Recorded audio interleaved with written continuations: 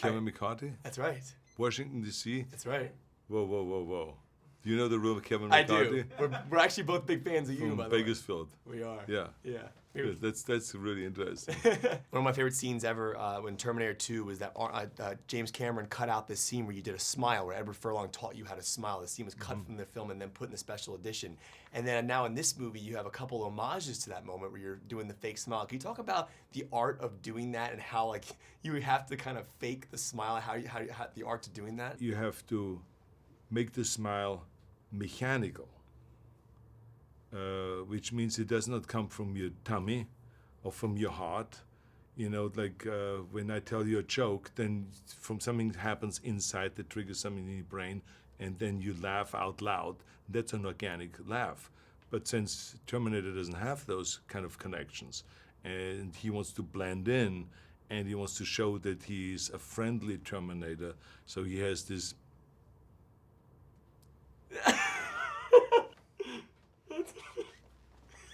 so it's like kind of like, you know, he just tries to, he thinks he gets away with it by just smiling, and then the person over there would say, oh, it's like a nice person, look at this. But he realizes there's something totally off, and it's horrible, and it's kind of freaky in a way, the way it was done in the movie. And so he looks at it, calories, looks at it, and he says, this is really weird. You know? So, and she says, Sarah Connor says, well, it's a work in progress. So, yeah. I love it. I wish James didn't cut that scene with the movie. I love that scene so much. Well, remember that James Cameron cut this scene out, and the other one where we took out the brain from the Terminator orders, because I kept complaining to him that the movie is too long. So in order to punish me, he took out the two scenes that were my scenes, that each of them was like 2.5 to 3 minutes long. So he said, well, if you take those two scenes out, then we can save and cut the movie down by 6 minutes. How about that, Arnold? And then I said, well, I had to open up my mouth. I said, thanks a lot. So that's what happened there. Arnold, now I'm a big nerd about filmmaking. I always want to go on set and see a film get shot. The scene when you're fighting the 1984 version of yourself, I know that's CG, but what are you seeing? What are you touching? How do they do that scene? Well, it's only part of it is CG, because remember, in the movie, we did as much as possible real. That was always the objective in this movie, is if it's the fight scenes, if it's the car chase scenes, if it's the bus flipping over and all this stuff, it's not CGI, it is, the majority of it is real. And the same is also with my fight scene. We had a bodybuilding champion that was the body, that had the extraordinary physique, and so I did my fight scene with him. But at the same time, Legacy has kept, of course, the body cast from 1984 when they did my original body cast. So they remade the body. So they had the body like 20 times over hanging there for different scenes and different takes for that fight scene. And they had also body parts like the legs and the arms and all of this stuff for closer shots to really create the real muscles, because everybody's a little different, even though this other guy was a very muscular guy and all this stuff. So, and then when it came to the face replacement and head replacement, that's when the CGI came in. So awesome. Now, I love the line in Terminator 2 when Edward Furlong is crying as you're going down into the pit. I cry like a little baby every time I watch that scene. You say, I know now why you cry. I wanted to know, you as Arnold Schwarzenegger, one of the greatest actors ever, a manly man, what movies make you cry? I can tell you that there are movies that I have had tears coming down my eyes and that are very emotional. And especially those that are really crafted well and that are written well and that are acted out well. So yeah, that happens every so often in movies, absolutely. Arnold, this has been one of the greatest honors of my life. Thank you so much. Thank you, absolutely. If you could see Daenerys and Sarah Connor in a room, I know. What would they talk about? What would they talk about? Yeah, Channing Tatum. Jokes. Jokes. I think you're being serious. I know, yeah, I'm deadly serious. What would they talk about? Oh my God. I mean, I think that they would definitely teach each other a thing or two. Yes. Like, Daenerys would be like, hey, so funny story, here's a dragon, make it Dracarys and it'll kill anyone. And Sarah will be like, here's a grenade launcher, it's a little heavy, you might want to do some working out, but try that on for size. And then they would rule the world. I'm all in for this. Rule the world. She should bring the dragons into Terminator Genisys and take out Skynet. I think that's a really good idea. We could make like a Terminator dragon. Like a dragon Terminator, but like a good one. With it, yeah. Can you walk me through how the bus sequence worked? I mean, because like obviously we see you driving through, the flip happens, but what are my you terrible involved driving. in?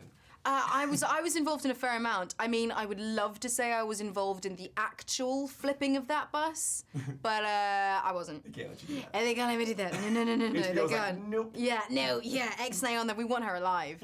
And that was a scene that we kept. Oh my God, we filmed it for like a month. It seems like, and we would go back and do different parts of it. So the second unit would go off and do some of the enormous stunt stuff while we would be filming something else.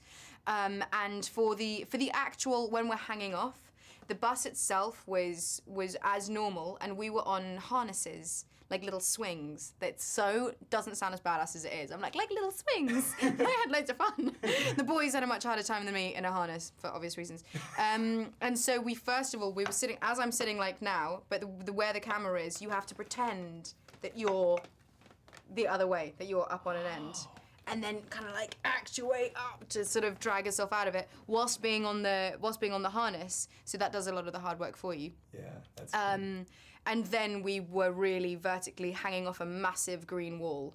And then they realized quite early on that the amount of if the harness took all the slack, then you just couldn't act it. So we were really hanging on by the end of it. I mean, we had the safety harness obviously, but that was kind of exhausting. I have to ask you this because Yes. I've been waiting weeks to ask this question. Okay. What does it look like when you're flying on that dragon? How do they do that? What are you on? Like, what did you walk onto? What are you doing when you're flying in that scene, episode 9? So what it looks like is it looks like a big Teenage Mutant Ninja Turtle shell.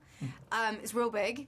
I need a couple of people to help me get onto it, and you kind of slip and slide onto it, and then there are little scaly things for me to hold onto, and then hilariously, we did this in the pit, in the bullring pit, and just kind of was covered in green. And there's a kind of like, on the railway you have those things. So there's one of those on the back, and a lovely big man going. Really?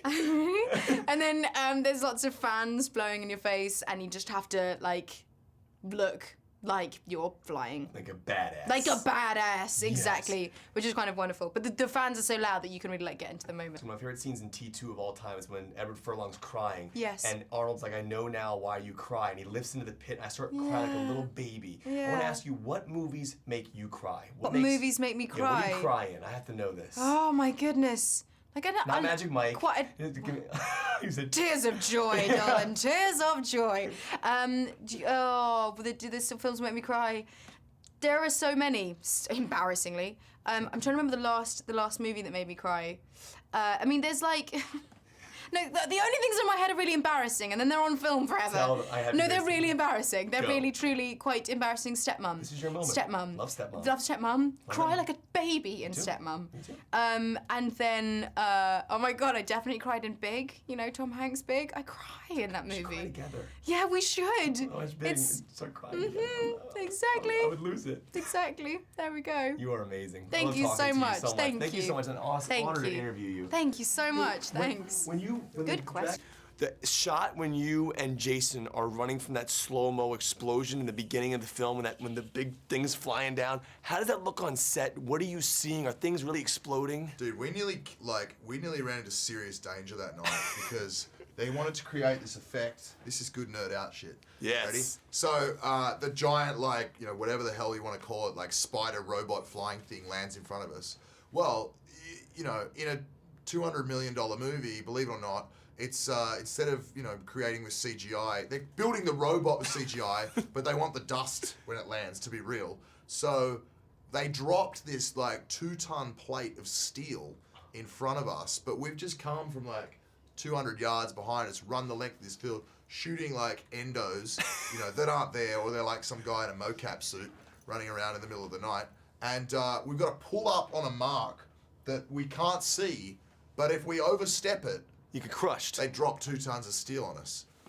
That's scary. I don't understand. They just allow you to miss it if you miss it? I mean, no, of course not. But when they shot it, that dust effect was really from the shot behind. I mean, we had to wear goggles because it was so insane. They're kicking up gravel. It was a mess. God, dude. that's a sick shot, man. It's cool. It really is. It's just fun. It always fascinates me the things they're willing to spend money on, but then they're we're gonna drop a plate. We can't paint in the dust digitally.